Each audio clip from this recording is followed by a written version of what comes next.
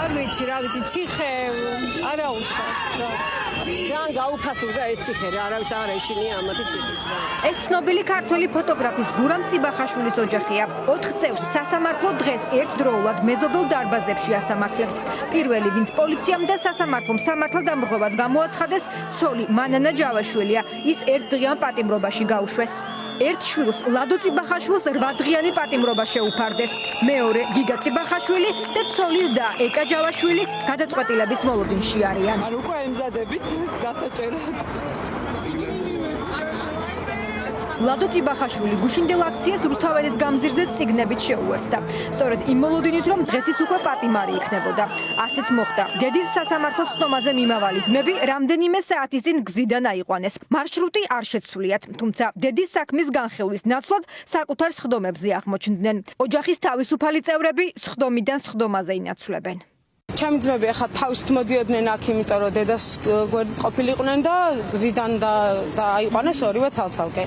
და დეიდა ჩემიც ახლა მოდის აქ, მოყავთ აქ. პირველი შემთხვევაა, როდესაც ისინი დაიჭირეს ამ ბრალდებით. რა თქმა უნდა, კი, ზოგადად ცხოვრებაში არ ქონიათ პოლიციასთან შეხება არასდროს და როგორც ყველა არც ერთი არ არის იქ დაკავებული ისეთი, ვინც მართლა, ვისაც ეკუთვნის მართლა ციხე და ესენიც ეგეთი ადამიანები არიან, არასდროს არ ქონიათ შეხება. წიბახაშვილები, რომლებიც უწყვეტი პროტესტის მონაწილეები არიან, გზის გადაკეტვის საბაბით დააპატიმრეს.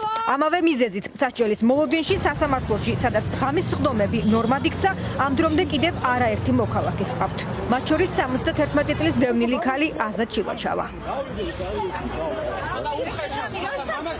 ჩილაჩავა პოლიციის ხელში ამჯერად გზის გადაკეტვის საბაბით აღმოჩნდა.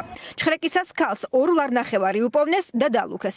შემდეგ კი რუსთაველის გამზირიდან იზოლატორამდე, იზოლატორიდან კი სასამართლომდე გზა ისევე იძულებით გაატარეს, როგორც წლების წინ ოკუპირებული აფხაზეთიდან კონტროლირებად საქართველომდე. დევნილმა ქალმა, რომელსაც პროტესტი აუკრძალეს, სათქმელის გამოხატვა უკიდურესი ფორმით გადაწყვიტა. დაკავების მომენტიდან ის მშრალ შიმშილობაზეა. ჩვენ ადვოკატები დიდხანს ვესაუბრეთ ქალბატონ აზას, რომ მისი ჯანმრთელობის მდგომარეობიდან გამომდინარე იქნებ შეეწყვიტა ამაზე ფიქრი და ეს გადაწყვეტილება მინიმუმ წყალი მაინც მიეყო. მინიმუმ სასამართლო პროცესამდე და ვნახოთ როგორ დასრულდება სასამართლო პროცესი. თუმცა ქალბატონი აზა არის ამ ნაწილში ძალიან შეუვალი და ძალიან ხშირად გვიმეორებდა სიტყვებს, რომ მას თავისი პროტესტი აქვს, მას თავისი სათქმელი აქვს, მას თავისი წუხილი აქვს. აზა ჩილაჩავა პირველად 22 ოქტომბერს პირბადის ტარების გამო დააკავეს. სამართალდამრღვევად ცნეს და სიტყვიერი გაფრთხილებით გაუშვეს. იმავე დღეს 71 წლის დევნილი ქალი კვლავ ქუჩის პროტესტს შეუერთდა. ის ფიქრობს, რომ გზა მშობლიურ სახლში დასაბრუნებლად სწორედ რუსთაველზე გადის.